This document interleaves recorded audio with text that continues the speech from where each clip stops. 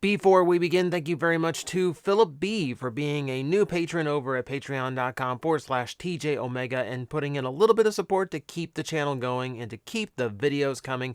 Thank you very much, and thank you to all of my patrons that make this channel possible. Now, about a week ago, I made a video that was very critical of Hasbro's treatment of Megazords in general. I felt that they didn't learn from what fans have been asking for ever since Bandai of America's Legacy Collection. I felt that the retro Megazord action figures they put out were very substandard and very much against what people have been wanting for a long time. And yeah, they were just really cheap looking. So I was critical, to say the least, of what Hasbro did not seem to be doing with Megazords, which is to just give us what we've been asking for a long time now. Well, Pulsecon has occurred, and Hasbro shut me up. So we're going to go through the panel a little bit. I'm not following Dino Fury, so a lot of that news is not really not terribly interesting to me. It is nice to see the confirmation that they rebuilt Lord Zedd's costume from the ground up to be more active and physical, so they can actually have fight scenes. The original was too fragile, so they rarely used it for anything like that. So it's cool that they actually put a lot of effort into the new Lord Zedd. But beyond that, yeah, I'm not terribly invested in Dino Fury. Not invested too much in the Lightning Collection either. There wasn't really anything that really jumped out at me for this. It was nice to see that Piranha's head is going to be one of the new monsters. They're still too big. They're still way too big. Like, I've got... On my shelf, on my Power Ranger shelf right now, I've got King Sphinx and Goldar. And King Sphinx is like 2 heads taller than Goldar is, even though we saw them together for most of the fight scenes in King Sphinx's episode, and they were the exact same size. It drives me nuts how like oversized the monsters are. Ugh, I was really hoping they would fix it. Apparently not. Apparently we're just going to get more giants. But yeah, they also talked more about the one Lightning Collection thing that I was excited for is something that's already a thing, is Pudgy Pig. I wasn't aware it was a pre-order, so I won't see that one till next year. But yeah, I have a pig secured. And let's see, where were they? Yeah, so they talked more about these guys, and I will admit, looking on, with a better look at them, yes, they are accurate to the suits rather than the original toys. They're still like, the sculpting looks way too soft. They're missing way too much detail. I understand they're under a budget limit. Man, it must be a really tight budget. With so few points of articulation, so few paint apps. And they put so much effort into like these cute little VHS packaging tricks. And I just wonder, like, I really, like, I could have done, like, with a normal cardboard tray if that meant we would get a little bit more budget for, just even a few more paint apps. But yeah, I guess customizers are going to have a field day with these once they're readily available. So, looking forward to Grim Lockamus getting his hands on these. But, and then, yeah, like the Lord Zedd helmet looks really cool. Like that, I don't do the helmets. They just take up too much room for what they do, for what they represent. This one might change my mind. It's that cool. I need someone to create, like, the LED lights to actually, like, someone's going to make an LED light kit at some point to make the visor glow. And that's going to, like, complete that for me. Lightning Collection figures, yeah, the normal Ranger ones, nothing really that interested me this time. So, yeah, I can go past that, not terribly interested.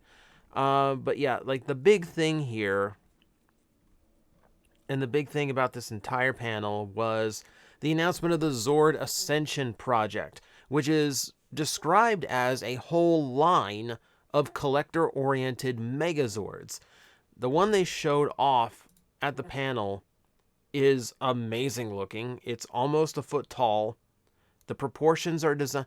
They said they looked at the actual photos of the actual suits in order to get inspiration for the proportions, and they are not the original toys proportions. We will say that, but I mean, if they're going by the suit, then the legs are too big. The shoulders could have been a little bit bigger. The head could have been a little bit, things like that. But they also has to work as a combining robot, so there's limitations there. I understand that.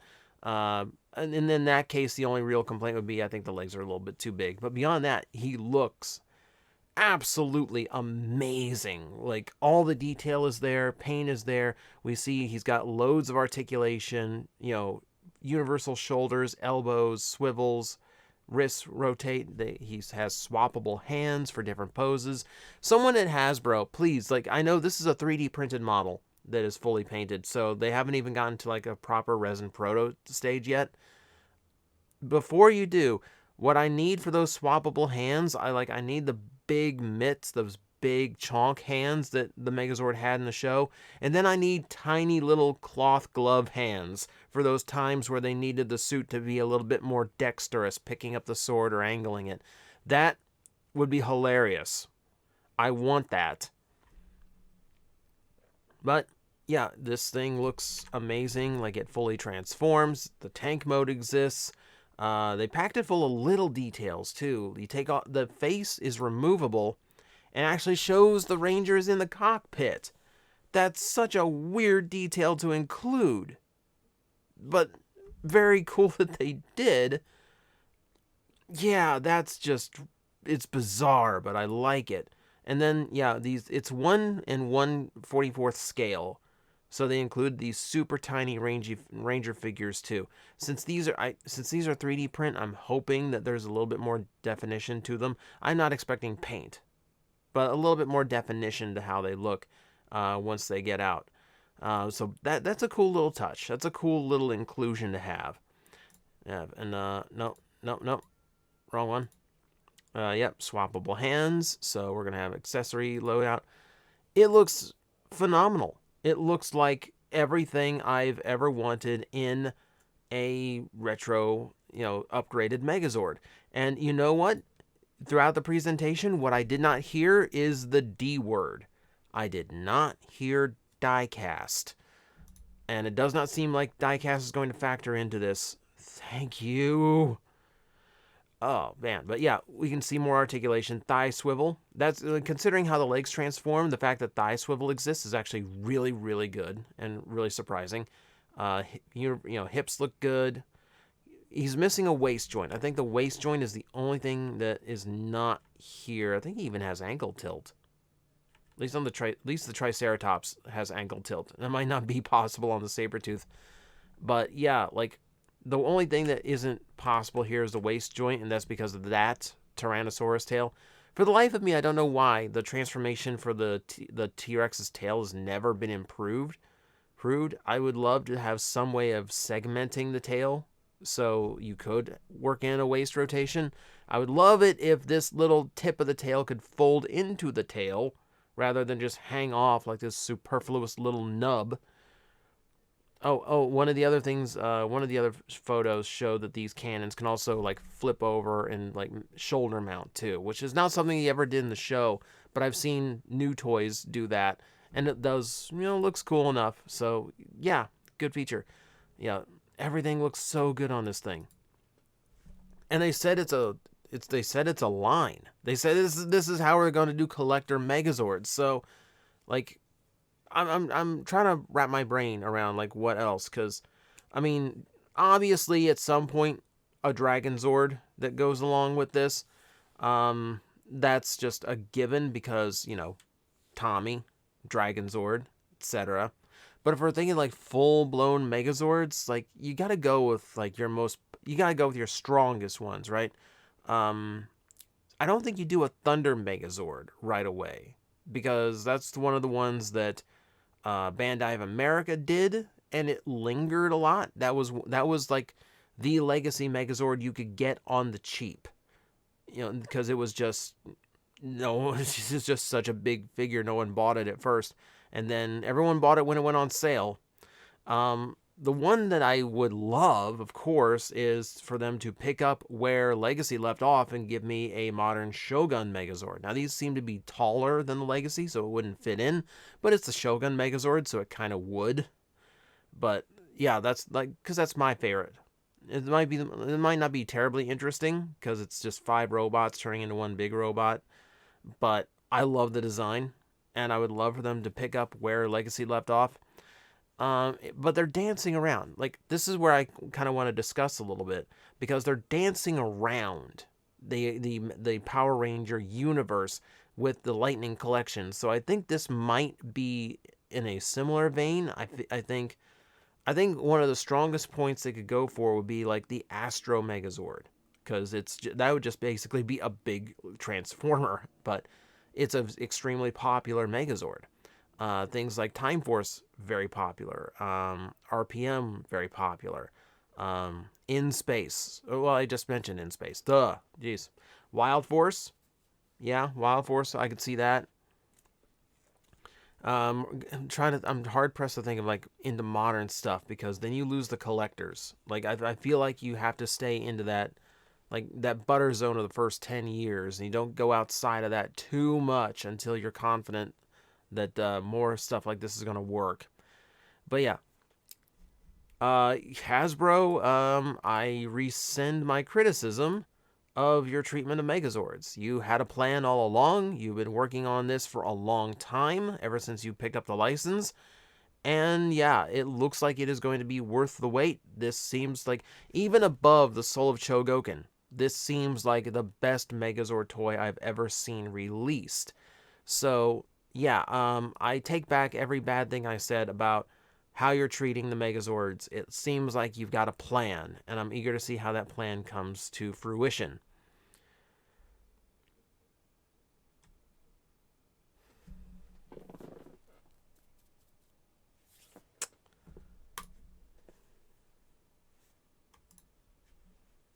What is this? What is this, Hasbro? What have you done? What did you do? Look at what you did. Look at what you did. I want to roll up a newspaper and smack you on the snoot for this. So, they're doing an NFT. And I hate NFTs. They are they're one of the most disgusting things I've ever seen people make. Was charge a lot of money for a JPEG that you say is going to be valuable one day, but have no evidence that it will be. Oh, and by the way, this is taking so much energy and resources, it is literally bad for the environment to make a picture. Stupid. Okay, I'm going to commend. All right now, I'm going to commend Toku Nation and all of the news outlets that have been reporting on the Power Ranger panel, because they do this. They just leave like the most passing mention just so they can include it. And there's only 2 photos of it, of that section of the presentation. And it's mostly just to show off the black and gold version of the Zap Megazord. And it looks amazing. It looks absolutely amazing. It shows off a lot of the stuff they didn't show off with the actual, like, normal color version, like the tank mode. That's kind of a big thing. This is where we see the shoulder cannons can flip up. What else? The little tiny Rangers can fit inside cockpits in the heads of the Dinosaurs. Even the pink Ranger fits inside hers. This is really cool stuff that we don't get to see unless we see this one. I think what's disgusting about it is not only is Hasbro pushing an NFT, which, God, I hate that they're trying to break into that, which it's, someone on my Discord described it as like digital Furby, and that's exactly what it is. Or a digital Beanie Baby, because people still like Furbies. But yeah, digital Beanie Baby. Artificial demand, which is not going to last, because of it's just one of those things where it's just going to seem stupid after a while.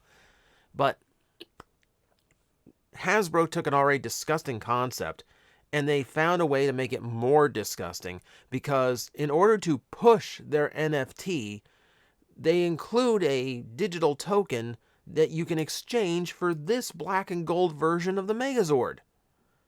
So, I will say, I did not see anything in the presentation or on the report that said this is exclusive to the people who buy the NFT. You know, even if thousands of people bought the NFT, it really wouldn't offset the price of producing a black and gold, like a full run of black and gold Megazords. So I'm going to take this with a little bit of confidence that at some point this will be available, maybe as a Pulse Premium exclusive or something, because I would love to have it. This is a modern version of the original collector item Megazord. I would not, I think it's disgusting that Hasbro used this and is basically taking advantage of their fan base. Because there's going to be people buying it who never would touch NFTs for moral reasons, for just logical reasons, simply to secure one of these things. And I hate marketing tactics like that.